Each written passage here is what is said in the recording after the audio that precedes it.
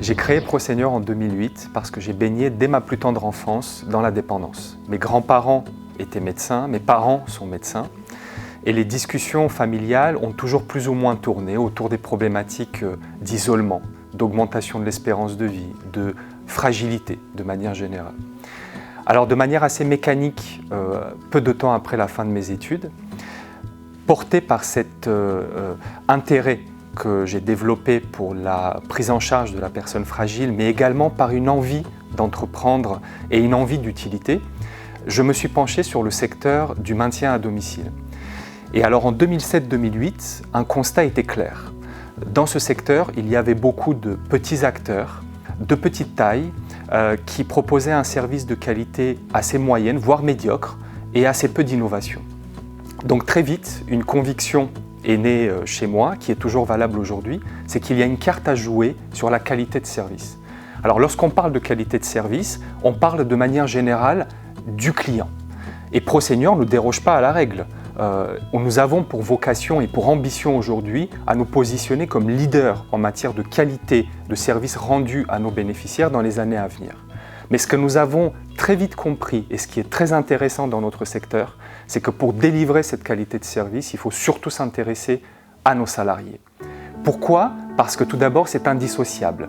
Et deuxièmement, le secteur dans lequel nous travaillons, c'est un secteur qui est méconnu, qui est sous-valorisé, où les gens qui ne font pas partie de notre profession considèrent de manière générale que l'auxiliaire de vie est une aide ménagère, qu'elle n'a pas de compétences, qu'elle n'a pas de diplôme et qu'elle fait un métier facile. Alors que le maintien à domicile, c'est tout le contraire. C'est un métier qui est complexe au quotidien, qui nécessite à la fois des compétences techniques, mais également beaucoup de savoir-être pour intervenir auprès de nos bénéficiaires et répondre à leurs besoins.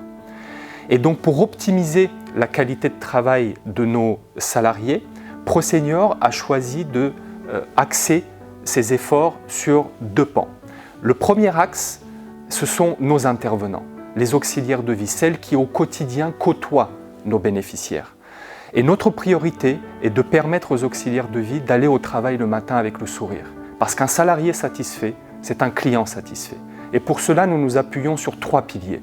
Le premier pilier, c'est le recrutement. Nous avons aujourd'hui un protocole strict de recrutement qui nous permet de recruter les meilleurs intervenants, aussi bien sur le plan technique que sur le plan des qualités humaines. Notre deuxième pilier, c'est l'encadrement. Nous nous sommes dotés d'un encadrement de proximité. Et enfin, notre troisième pilier, c'est la valorisation, parce que c'est important de dire merci, de féliciter pour fidéliser ses salariés. Et le deuxième axe sur lequel ProSenior concentre ses efforts, ce sont nos responsables d'agence et nos responsables de secteur. Parce que l'encadrement dans nos métiers, c'est la pierre angulaire de ce qu'est aujourd'hui la maison ProSenior et de ce qu'elle sera demain.